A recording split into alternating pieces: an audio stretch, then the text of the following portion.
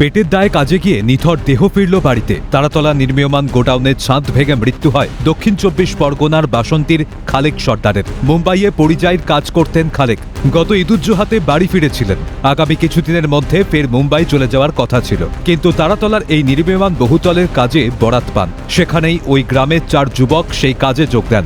দুর্ঘটনায় ধ্বংসস্তূপের নিচে বাকিদের সঙ্গে চাপা পড়েন জেলার ৫ বাসিন্দা।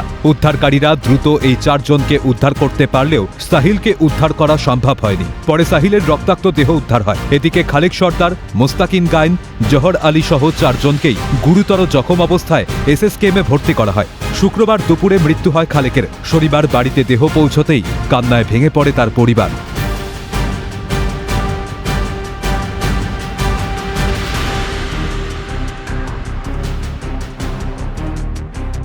অন্যদিকে হাসপাতাল থেকে ছাড়া পেয়ে বাসন্তীর মুড়োখালী গ্রামের বাড়িতে ফেরেন মোস্তাকিন গায়েন ও জহর আলী গায়েন। তাদের অভিযোগ, অনেক আগে থেকেই বিল্ডিংটি কাঁপছিল। বারবার সে কথা জানানো হলেও গুরুত্ব দেওয়া হয়নি। আগে ব্যবস্থা নেওয়া হলে এই দুর্ঘটনা ঘটত না।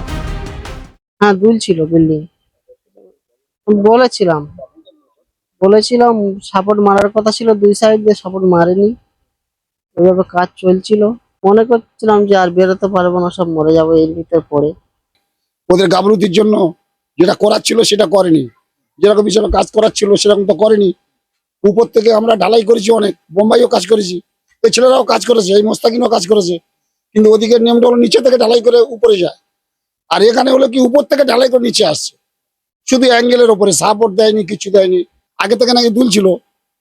ওনারা বলেছে, লেবাররা বলেছে, পাইপ লাইন যারা কাজ করে তারাও বলেছে যে স্ল্যাব এদিক ওদিক করছে, হেলছে দুলছে।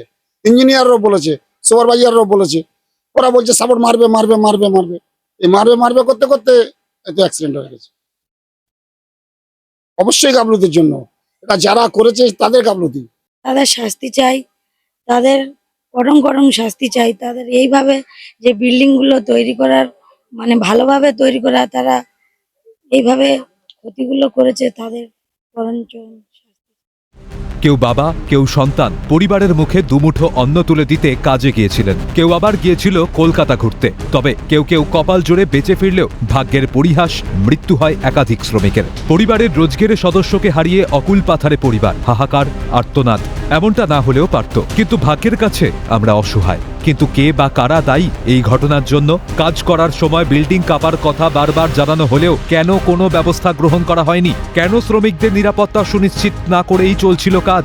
তৎকালীন তৃণমূল সরকারের মদতেই মৃত্যুকূপে শ্রমিকরা। দক্ষিণ ২৪ পরগনা থেকে হরিপদ মণ্ডলের রিপোর্ট, ক্যালকাটা নিউজ।